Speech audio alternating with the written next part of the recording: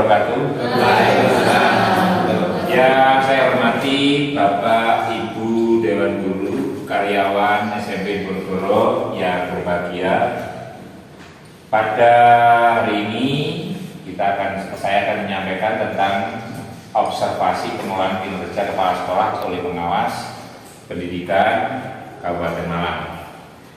Pertama, marilah kita panjatkan puji syukur kepada Allah Subhanahu wa taala atas segala rahmat, nikmat, taufik dan hidayahnya pada kita semuanya, sehingga pada pagi hari ini kita semuanya bisa berkumpul dalam keadaan sehat walafiat.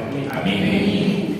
Yang kedua, sholawat dan salam kita haturkan dari baginda Rasulullah Shallallahu Alaihi Wasallam yang telah menuntun kita semuanya. Bapak Ibu, pada kali ini saya akan menyampaikan maksud dan tujuan presentasi visi misi sekolah. Bahwa maksud dan tujuan visi misi yang akan saya sampaikan ini adalah presentasi visi ini adalah untuk berpusat peningkatan kualitas belajar. Ini yang akan saya sampaikan nanti. Nah, konsepnya apa? Konsep yang akan saya berikan yang pertama adalah bahwa visi itu artinya adalah cita-cita kita bersama dalam jangka waktu tertentu yang dirumuskan berdasarkan masukan dari seluruh warga sekolah. Ini visi, pengertian visi.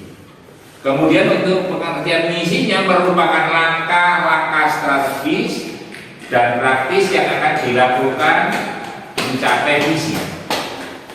Kemudian untuk tujuannya adalah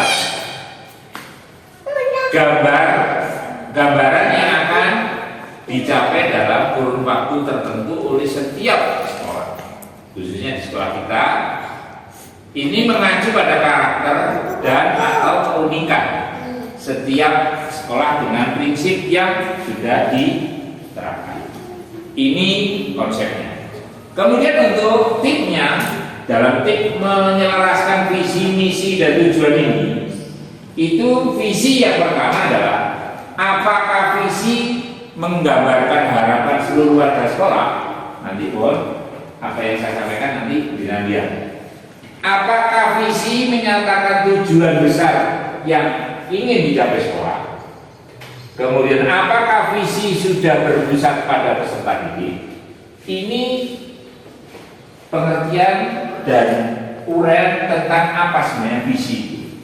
Kemudian misi ini, apakah misi jelas menyatakan hal-hal yang diperlukan untuk mencapai visi?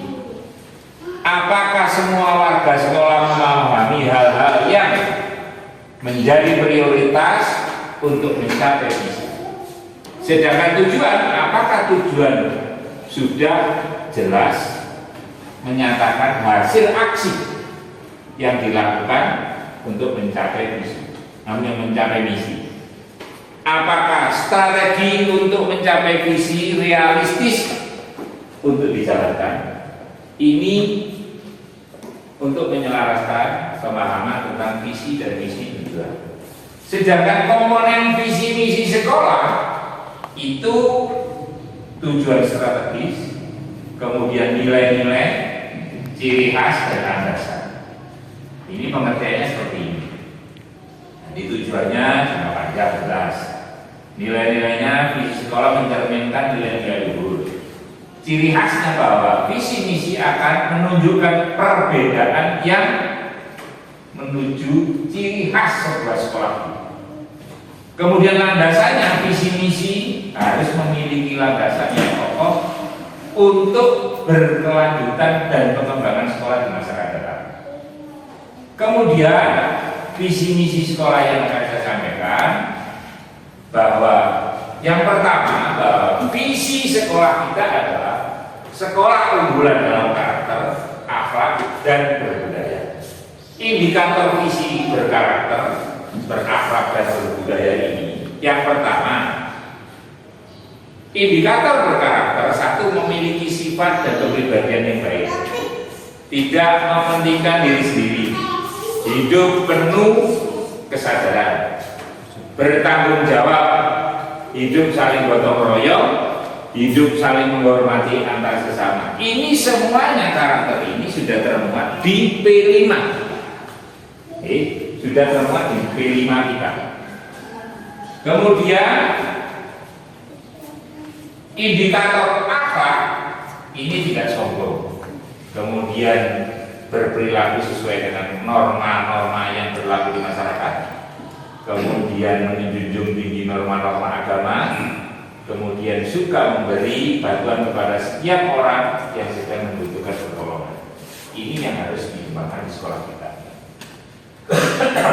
Kemudian indikator berbudaya itu ada 7 bagian: berbicara dengan baik, mengenakan pakaian sesuai dengan aturan sekolah, mewujudkan akhlak kepada Allah, tauhid, bersyukur, tawakal, mahabbah. Apa sih sebenarnya tauhid itu? Dalam pengertian guru agama kalau nggak salah itu mengatakan bahwa keyakinan akan keesaan Allah. Sehingga ini harus kita angkat ke anak-anak.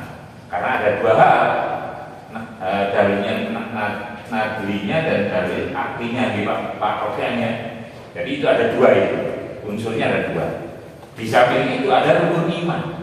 Ini yang harus dipegang oleh anak-anak kita. Kemudian di sini ada tawakal, mengatakan tawakal tidak bermalas-malasan karena itu. Jangan sampai bermalas-malasan tawakal. Kemudian mahabbah ini hubungan manusia dengan Tuhannya. Kemudian untuk ukhuwah dalam anggaran rumah tangga Nahdlatul Ulama, kalau nggak salah di pasal 16 bab berapa ya, bab 8 kalau nggak salah itu ada 3 itu. Ukhuwah Islamnya, ukhuwah Wataniyah, dan ukhuwah rasanya. Ini yang harus ditanamkan di anak-anak. Kemudian mewujudkan akhlak terhadap orang tua, antara lain berbakti. Kemudian mendoakan. Ini harus dikembangkan, tidak hanya guru agama saja, tetapi semua mapel harus menyampaikan ini karena ini salah satu bagian berbudaya kita. Kemudian yang keenam, mewujudkan hubungan terhadap sesama atau masyarakat, antara lain ukhuwah dermawan, pemaaf, tasamuh. Ini yang harus dimunculkan di anak. Itu ya. Terus saya lanjutkan misi sekolah. Ini yang pertama, membudayakan nilai-nilai keagamaan, melaksanakan gerakan peduli lingkungan, karena sekolah kita tahun ini sudah ditunjuk sebagai sekolah adiliyah. Ini sehingga saya masukkan di sini.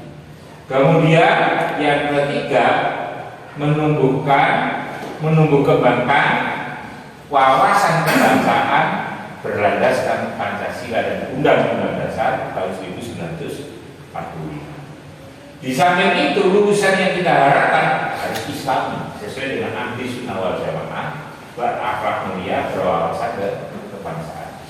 Yang keempat, mewujudkan pendidikan lulusan cerdas, terampil, mandiri, berkarakter, profesional, dan memiliki keunggulan kompetensi di era global.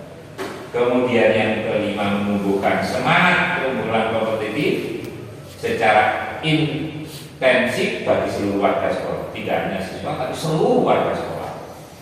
Kemudian yang keenam, mewujudkan pendidikan yang bermutu, efisien, efektif, inovatif, dan relevan.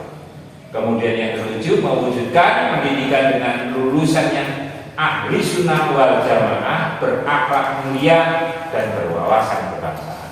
Ini hampir sama dengan poin nomor 3, karena di sini ada landasan Pancasila dan Undang-Undang. Kemudian berikutnya yang ke-8, mewujudkan pendidikan dengan lulusan yang cerdas, dan seterusnya ini mewujudkan semangat keunggulan kompetitif. Kemudian ke-10, mewujudkan pendidikan bermutu, efisien dan efektif, inovatif, seperti yang di atas tadi. Kemudian yang ke-11, mewujudkan manajemen transparansi, akuntabel, efisien dan partisipatif. Yang ke-12, menerapkan sistem pendidikan nasional. Kemudian lembaga pendidikan ma'arif. Salah satunya kita memiliki satu pelajaran yaitu yang disebut dengan Aswaja. Kemudian mengembangkan persepsi, apresiasi, dan kreatif. Tujuannya ini di sekolah ini, tujuan dari sekolah itu ada 13 yang asalnya cuma 7, kemudian saya kembangkan jadi 13 dengan adanya sekolah kita diuji sebagai adiwiyata, kemudian ada penambahan P5, itu sehingga dari 7 tujuan ini jadi 13 yang diantaranya membentuk pribadi pendidik yang berakidah ahli sunnah wal jamaah. Kemudian yang kedua, mendidik, melatih, membimbing. Kenapa di sini berbunyi teknologi informasi? Karena ini harus dikuasai oleh anak-anak sekarang. Kemudian yang ketiga, mengantarkan peserta didik dalam ilmu pengetahuan dan teknologi. Yang keempat, mendorong peserta didik berpartisipasi di dalam berprestasi di bidang akademik dan non akademik. Yang kelima, memberikan bekal generasi muda kita, anak-anak kita, keterampilan yang berkualitas dengan berdasarkan agama, sosial, beramal dan berorientasi pada optimal.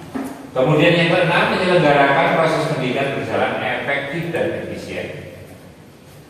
Kemudian yang ketujuh, meningkatkan kualitas ketamatan khusus untuk pengetahuan dan keterampilan, mengembangkan dan meningkatkan kerjasama. 9, melakukan mengembangkan kegiatan kepramukaan, olahraga, seni, dan keagamaan. Yang utama adalah keagamaan dan kepramukaan yang wajib sesuai dengan undang-undang pemerintah bahwa sekolah itu wajib melaksanakan kegiatan kepramukaan. Kemudian yang ke-10, meningkatkan kesadaran berkarakter dalam hidup di sekolah dan di lingkungan masyarakat. Yang 11, meningkatkan keterampilan jiwa personalisme guru dalam aspek teknis sesuai dengan bidangnya. Yang ke-12, menciptakan lingkungan yang kondusif dan menyenangkan demi keberhasilan proses belajar. Yang ke-13, menjadi sekolah yang diminati oleh anak-anak lulusan sekolah dasar MI yang ada di sekitar Jakarta. Ini mungkin Bapak Ibu yang bisa saya sampaikan ke penjenengan semua. Untuk ke depan, Bapak Ibu silahkan membuat penyusunan modul ajar. Itu mulai dari CP, TP, ATP, dan modul belajar itu mencerminkan misi, visi, dan tujuan sekolah. Itu saya kira cukup dari saya. Mohon maaf apa yang saya sampaikan dan mohon mungkin ada masukan sebelum saya tutup. Monggo Bapak Ibu. Ada? Cukup?